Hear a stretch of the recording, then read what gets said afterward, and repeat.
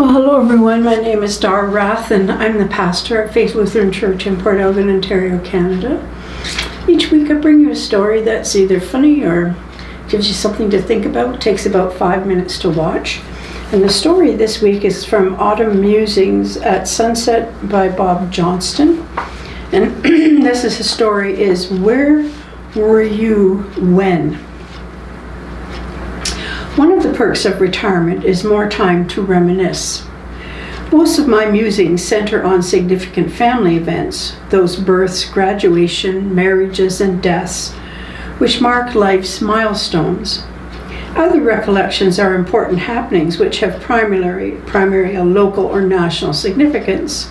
Neuronic passenger boat disaster in Toronto, or Marilyn Bell's courageous swim across Lake Ontario. I retain other memories which, by contrast, involve historical international occurrences. I can clearly recall those events and where I happened to be when they occurred. If you are also of a certain age, where were you when, November 22nd, 1963? I was enjoying the initial hours of my long-anticipated first trip to New York City. I had even procured a scarce ticket for that evening's performance at the landmark Metropolitan Opera.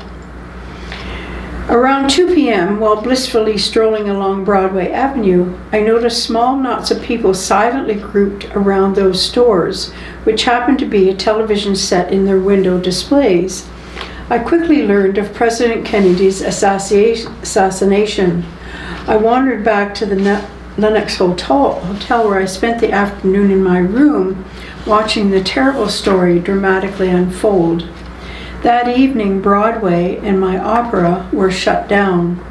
The gaudy glimmer of lights were extinguishing one by one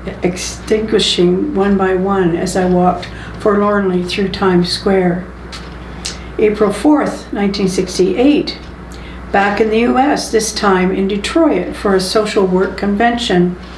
After dinner and in my room, I prepared for an evening symposium, a television news bulletin announcing the murder of Dr. Martin Luther King, the victim of another assassin's bullet. A few moments later on the elevator, I had the terrible duty to share that news with a group of chatty African American social workers who were obviously still unaware of the tragedy. I hesitated for an instant. Should I tell them or not? I could not pretend to join the happy bantering, so I gently shared the horrific news. I'll never forget their shocked faces. Later that night, I curiously and foolishly walked through the downtown streets, even as riots were beginning to break out. I somehow assumed that my past involvement in the 1960s American Civil Rights Movement would magically render me immune from the violence of hands of furious black rioters. July 20th, 1969, I vaguely recall. Neil Armstrong landed on the moon. It was not of much importance to me then or now. And I remember where I was when Neil Armstrong landed on the moon. We were at Sauble Beach, actually, at a cottage, and we were walking down the road when all the cheering happened and everyone was cheering in their homes that he had landed on the moon. September 28th, 1972, for many years I carried the shameful secret of being the only Canadian who was dismayed when Paul Henderson scored the iconic goal to beat the USSR in Game 8 of the historic Hockey Summit Series. I eventually discovered that I was not alone. A few other hockey fans quietly shared my negative reaction. In my opinion, the Russians played better hockey, pinpoint passing, swift skaters, and spectacular goaltending. In Game 6, with Canada outplayed and losing in the series, Bobby Clark deliberately slashed the ankle of his opponent's best player, Valery Kalaramov, rendering him ineffective for the next 2 games.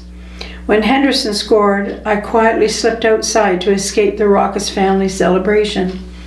Living in hockey-mad Peterborough, I was then surrounded by the blasts of car horns and shouts of victory from joyous neighbors.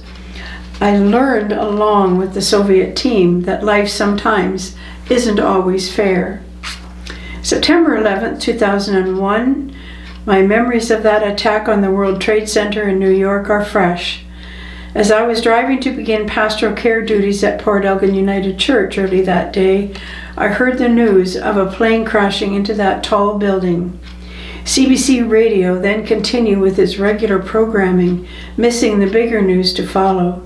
It was only when I arrived at the home of a parishioner for a scheduled visit that I could grasp the whole frightening picture as we sat together most silently and watched unimaginable events unfold on TV. Interestingly, each of these moments in history remains alive, partly because each continues to be wrapped in weird conspiracy theories. Was the mafia or governments behind those assassinations? Did the Americans fake their moon landing? Did Canadian coaches send Clark out to fracture the Russians' ankle? Was 9/11 staged? P.S. The older I get, the more foolish I feel when I ask people, "Where were you when?" I typically get a blank stare, which I interpret as, "Man, I wasn't even born then." It's really true when you think back to where you were when some of these really important events happened in history.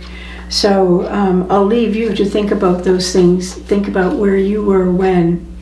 So thanks for taking 5, and blessings on your day.